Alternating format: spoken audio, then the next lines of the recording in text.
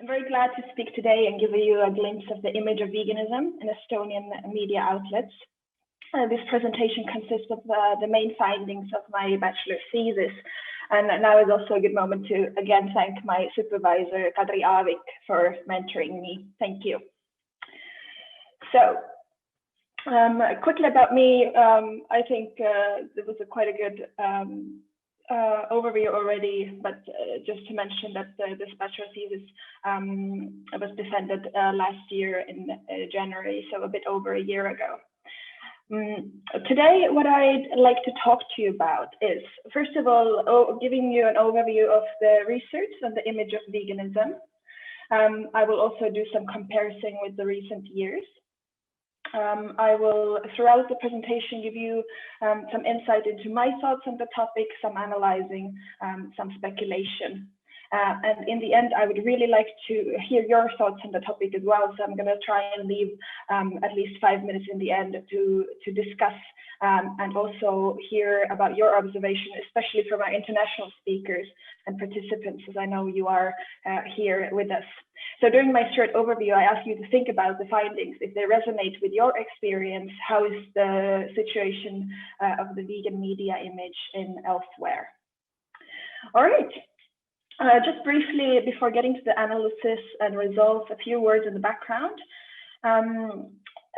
Prior to the research, I had this feeling that I know a lot of Estonian vegans share, that the media portrays vegans as extreme and veganism as a dangerous trend diet. Where, for example, had doctors speaking on media against veganism and so on. So with this bachelor thesis, I want to see if the situation is really that grim. What I also had to take into account, of course, that as a vegan, I am more sensitive maybe to the negative reflections and in a way numb to the positive ones. So I chose this topic for my bachelor thesis in order to better understand the position of veganism in the Estonian society. Because as also I think Kadri mentioned before, that in Estonia, the emergence of veganism has been fairly recent occurrence. It started to enter the mainstream consciousness only around mid-2000s.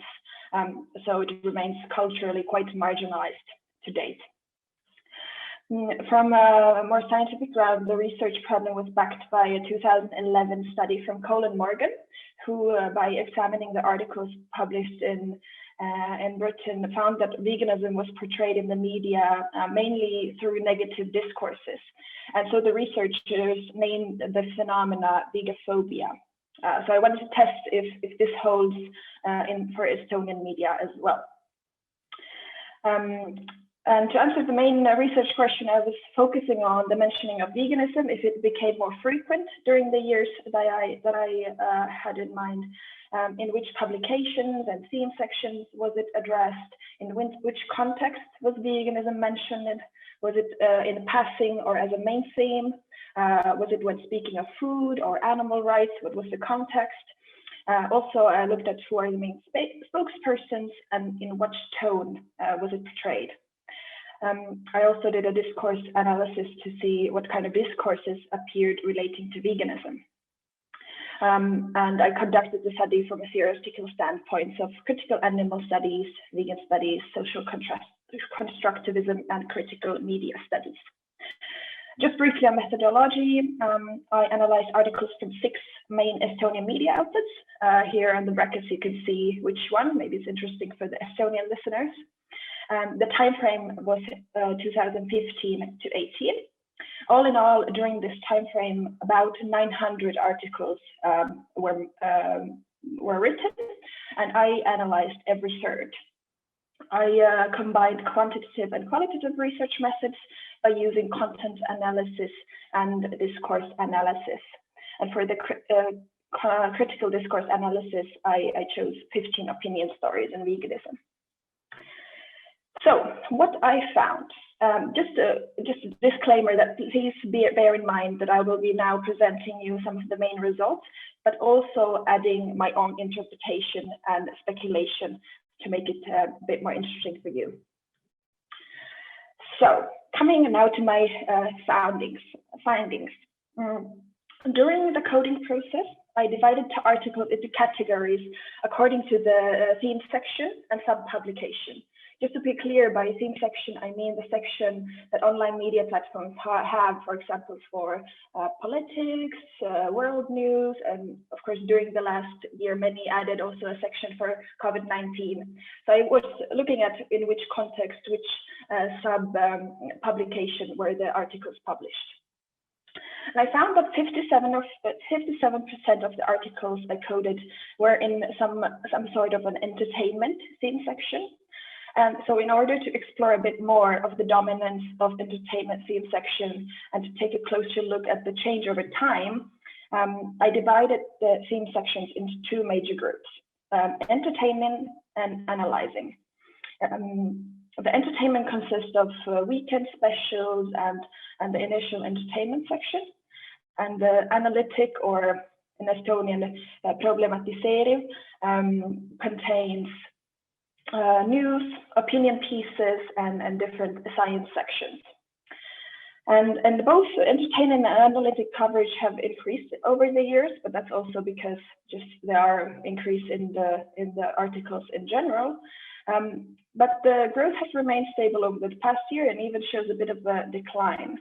It is noteworthy that the difference between entertaining and problematic or analytic coverage has grown much larger in the last years. And on this basis, it can be speculated whether the coverage of veganism has become more normalized in recent years.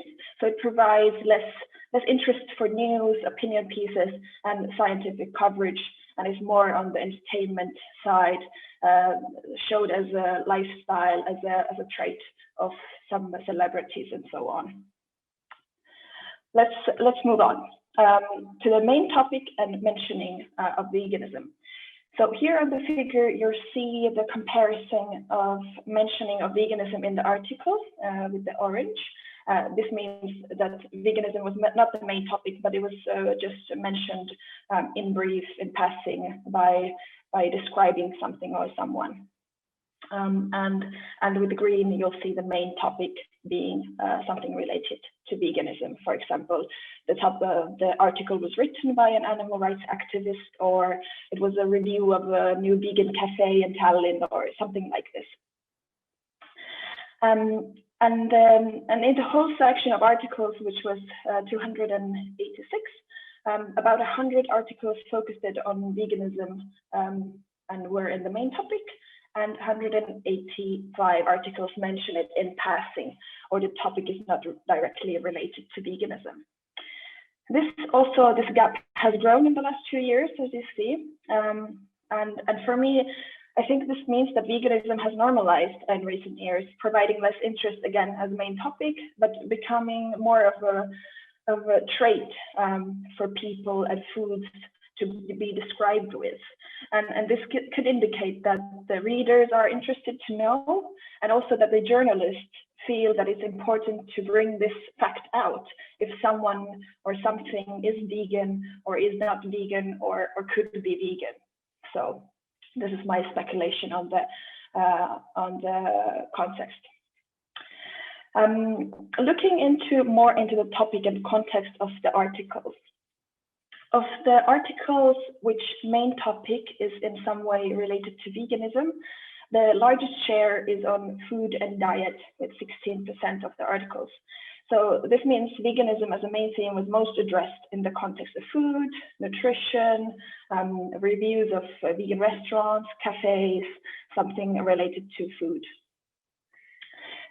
Second comes veganism in a bit wider context as a world view, way of life, more focusing on the philosophical background of veganism, and also a bit touching on the social justice movement. Then 5% of the articles address health regarding veganism. So in here, articles talking about that veganism saved someone's health, or the opposite. It was some people had horrible experiences with vegan food, or there were doctors talking for or against veganism as from the health perspective. But as you saw from the previous graph, majority of the articles I coded mention veganism only in briefly or in passing, those 61%. Also, in this case of just briefly mentioning veganism, it was most often done in the context of food. So all in all, I conclude that whether it is the main subject or like a side mentioning, it was in the context of food. So vegan diet and this. All right, let's move on to tonality or tone.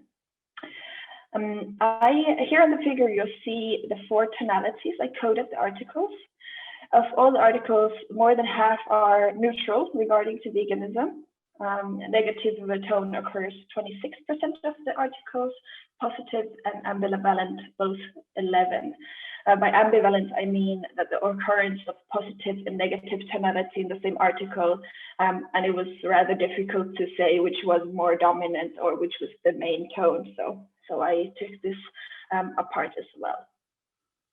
So as you can see, the trend of neutral, negative, and positive tones are growing throughout, but the change in ambivalent tone over time is a bit more rapid, going up and down.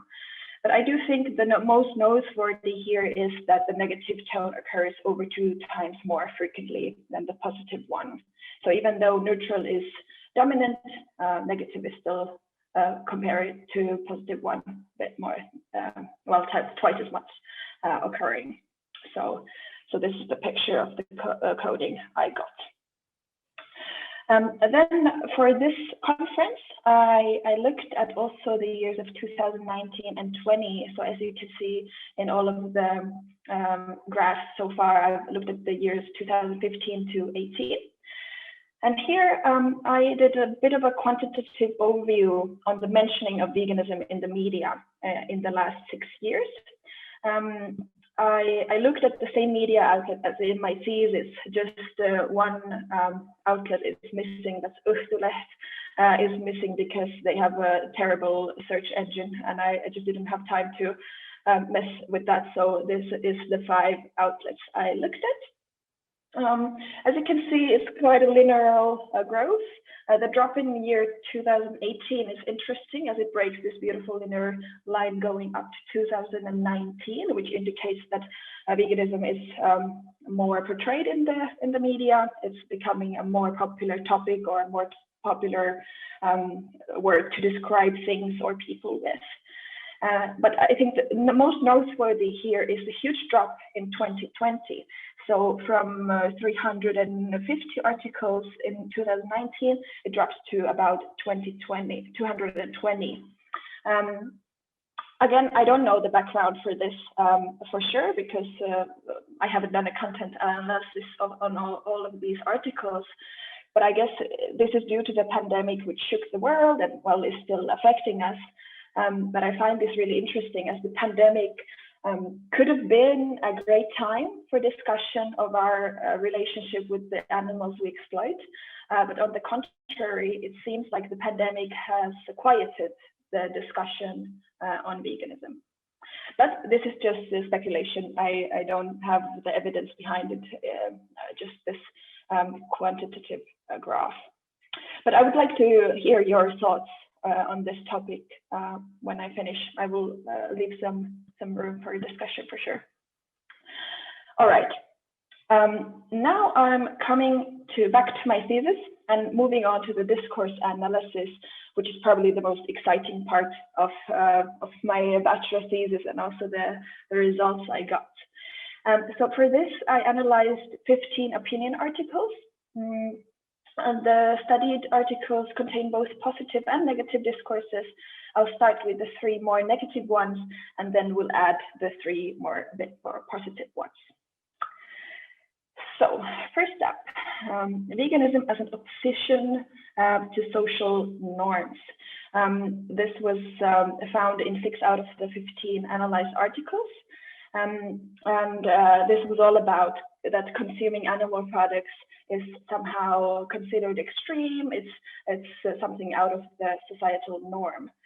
And as well as in Western societies, it is seen, as Melanie Joy would put it, normal, natural, and necessary to consume animal products. In a lot of articles, this was brought out.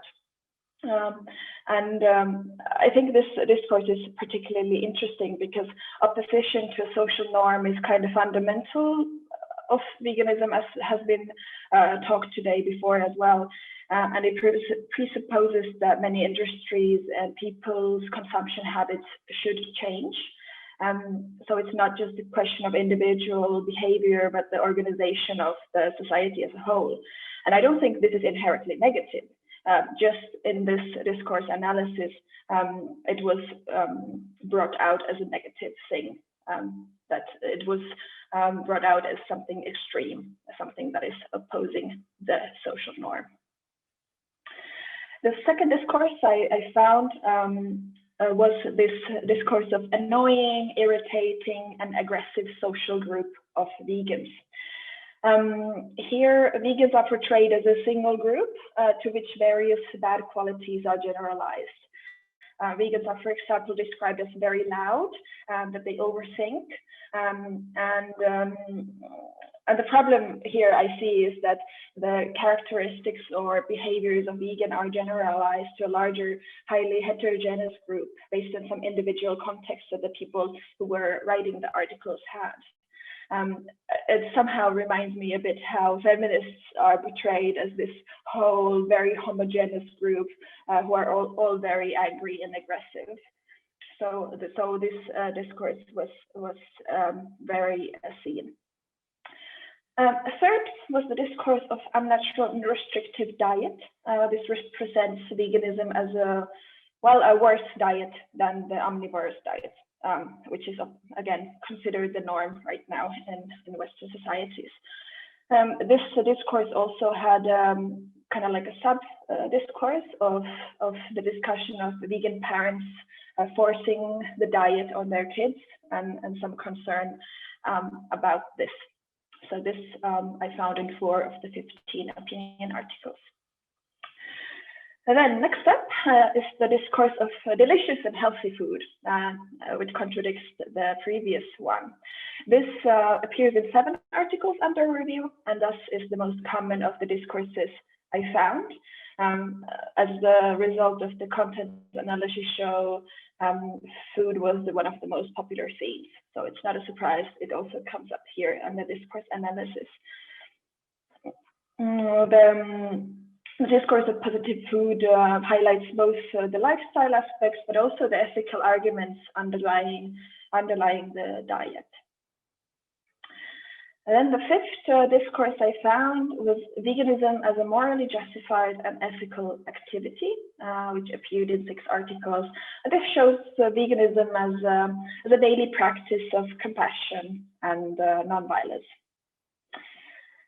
6th, the discourse appearing in 4 articles portrays vegans as a discriminated group against whom society has many misconceptions and prejudices. This discrimination and prejudice is not described as just a general societal attitude, but concrete examples were provided. For example, that some vegans experienced discrimination by doctors, by the media itself, by employers, and even friends. So these are the discourses I found. Now, in concluding the results, the results of my bachelor thesis show that the mentioning of veganism has become more frequent during the time frame. As you could see in the graph, which looked at the years up to 2020, you could see that in the last year there was a drop in this, but since from 2015 to 2019, it was growing, this number. Let's see what 2021 does to this. Also, I found that veganism is portrayed often for entertainment purposes. Also, there were overwhelmingly more articles and topics that did not focus on veganism or animal rights at all, but just mentioned veganism briefly or only in passing. This all refers to growing popularity and normalization of veganism. And veganism was also most talked about in the context of food, regardless whether it was the main subject or not. Most articles remained neutral, but the negative tone occurred over 2 times more frequently than the positive ones. This refers to prejudice and marginalization of veganism by the media. All in all, the opinion articles I studied for the discourse analysis contained both positive and negative discourses, and they, I think, in a positive way, covered veganism as both a broader societal question, as an ethical belief, and also a dietary choice. So the range of discourses were quite varied, in my opinion. And to come back to vegophobia, which I mentioned in the beginning of my presentation, which was from the Colin Morgan study from 2011, they found that 74% of the articles they analyzed in Britain had negative discourses. And now I would conclude that the situation in Estonia is definitely not that grim. But there is ground to say that the way veganism is more often portrayed is in a negative way. And of course, this is problematic because in portraying vegans and veganism negatively, the existing power relations are maintained. So the speciesist status quo is maintained.